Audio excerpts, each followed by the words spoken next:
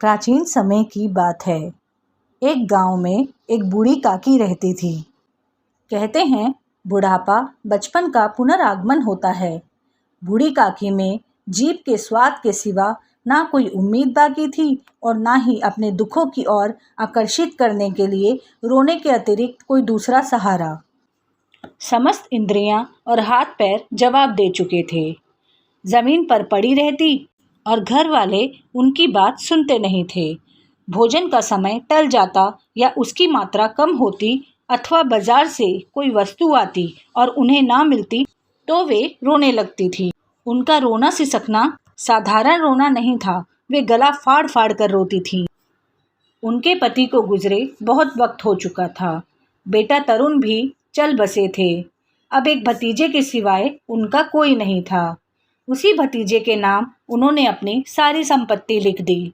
बुद्धिराम ने सारी संपत्ति लिखवाते समय खूब लंबे चौड़े वादे किए, किंतु वे वादे सब बेकार साबित हुए। यहाँ तक कि बूढ़ी काकी को पेट भर भोजन भी कठिनाई से मिलता था। लड़कों का बूढ़ों से स्वाभाविक विद्वेष होता ही है और फिर जब माता पिता का यह रंग देखते तो वे बूढ़ी काकी को और सताया करते। कोई चुटकी काट कर भागता, कोई उन पर पानी से कुल्ली कर देता। काकी चीख मार मार कर रोती, परंतु यह बात प्रसिद्ध थी कि वे केवल खाने के लिए रोती है, इसीलिए उन पर कोई ध्यान ही नहीं देता था। पूरे परिवार में यदि काकी का किसी से लगाव था तो वह थी बुद्धिराम की छोटी बेटी लाडली।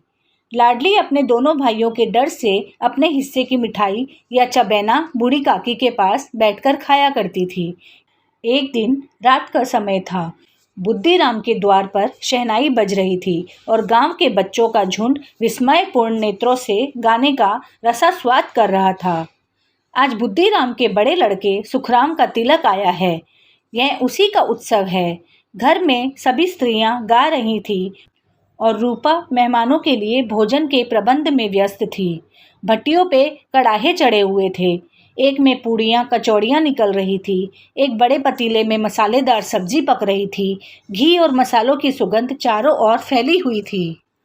बूढ़ी काकी अपनी कोठरी में बैठी हुई थी। यह सुगंध उन्हें बेचैन कर रही थी। वे मन ही मन सोच रही थी, इतनी देर क्यों हो गई, कोई भोजन लेकर क्यों नहीं आया। मालूम होता है सब लोग भोजन कर चुके हैं। यह सोचकर उन्हें रोना आया, परंतु अपशगुन के कारण वे डर से रो न सकी।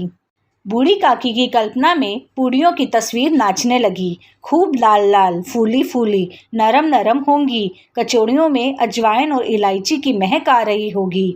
एक पूड़ी मिलती तो ज़रा हाथ में लेकर देखती, क्यों न चलकर कड़ाहे के सामने ही बैठूं। इस प्रकार निर्णय करके बूढ़ी काकी उकड़ू बैठकर हाथों के बल सरकती हुई बड़ी कठिनाई से चौखट से उतरी और धीरे धीरे रेंगती हुई कड़ाहों के पास आ बैठी। यहाँ आने पर उन्हें उतना ही धैर्य हुआ जितना भूखे कुत्ते को खाने वाले के सामने बैठने से होता है। बुद्धिराम की पत्नी रूपा उस समय कार्यभार से परेशान हो रही थी। कभी इस कमरे में जाती, कभी उस कमरे में, कभी कड़ाहे के पास आती, कभी भंडार में जाती। बेचारी अकेले दौड़ते दौड़ते व्याकुल हो रही थी, झुंझलाती थी, कुड़ती थी, परंतु क्रोध प्रकट करने का अवसर ना पाती थी। और तभी उसने बूढ़ी काकी को कड़ाहों के पास देख लिया तो जल उठी, क्रोध न रुक सका। जिस प्रकार मेंढक केंचुए पर झपटता है, उसी प्रकार वह बूढ़ी काकी पर झपटी और उन्हें दोनों हाथों से झटक कर बोली, ऐसे पेट में आग लगे, पेट है या भाड़, कोठरी में बैठते हुए क्या दम घुटता था। अभी मेहमानों ने नहीं खाया, भगवान को भोग नहीं लगा, तब तक धैर्य न हो सका। बूढ़ी काकी ने अपना सर उठाया, न रोई न बोली, चुपचाप रेंगती हुई कोठरी में चली गई। भोजन तैयार हो गया है, आंगन में पतले पड़ गई है, मेहमान खाने लगे हैं। बूढ़ी काकी अपनी कोठरी में जाकर पश्चाताप कर रही थी कि मैं कहाँ चली गई। उन्हें रूपा पर क्रोध नहीं था, अपनी जल्दबाजी पर दुख था। सच ही तो है, जब तक मेहमान लोग भोजन ना कर लेंगे घर वाले कैसे खाएंगे। मुझसे इतनी देर भी रहा नहीं गया, अब जब तक कोई बुलाने नहीं आएगा नहीं जाऊंगी। मन ही मन इसी प्रकार का विचार कर वह बुलावे का इंतजार करने लगी। वह मन को बहलाने के लिए लेट गई। धीरे धीरे एक गीत गुनगुनाने लगी। उन्हें मालूम हुआ कि मुझे गाते हुए देर हो गई। क्या इतनी देर लोग भोजन कर रहे होंगे? किसी की आवाज़ सुनाई नहीं देती। अवश्य ही लोग खा पीकर चले गए होंगे। मुझे कोई बुलाने नहीं आया। रूपा चिढ़ गई है। क्या जाने ना बुलाए। बूढ़ी काकी चलने के लिए तैयार हुई, इस विश्वास में कि 1 मिनट में पूड़ियाँ और मसालेदार सब्जियाँ सामने आएंगी। उन्हें चटकारे आने लगे। उन्होंने मन में तरह तरह के मंसूबे बांधे। पहले सब्जी से पूड़ियाँ खाऊंगी, फिर दही और शक्कर से। कचौड़ियाँ रायते के साथ मज़ेदार मालूम होंगी। चाहे कोई बुरा माने या भला, मैं तो मांग मांग कर खाऊंगी। लोग चाहे कुछ भी कहे। इतने दिन बाद पूड़ियाँ मिल तो मुंह झूठा करके थोड़ी ही उठ जाऊंगी। वह उखड़ू बैठकर हाथों के बल सरकती हुई आंगन में आईं। परंतु हाय रे दुर्भाग्य, मेहमान मंडली अभी भी बैठी हुई थी। कोई खाकर उंगलियां चाट रहा था, कोई तिरछे नेत्रों से देख रहा था कि और लोग अभी खा रहे हैं या नहीं। इतने में बूढ़ी काकी रेंगती हुई उनके बीच में जा पहुंची। बुद्धिराम काकी को देखते ही क्रोध से तिलमिला गए। लपक कर उन्होंने काकी के दोनों हाथ पकड़े और घसीटते हुए लाकर उन्हें अंधेरी कोठरी में धम से पटक दिया। मेहमानों ने भोजन किया, घर वालों ने भोजन किया, बाजे वाले, धोबी, नाऊ भी भोजन कर चुके थे, परंतु बूढ़ी काकी को किसी ने ना पूछा।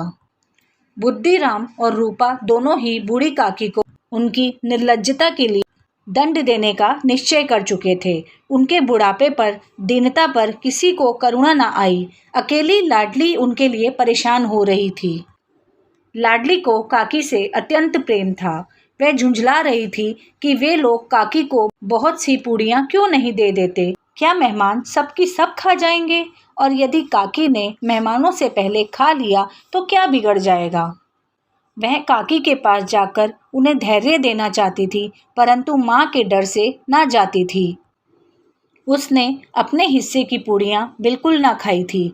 उन पूड़ियों को काकी के पास ले जाना चाहती थी। उसका हृदय अधीर हो रहा था। बूढ़ी काकी मेरी बात सुनते ही उठ बैठेंगी।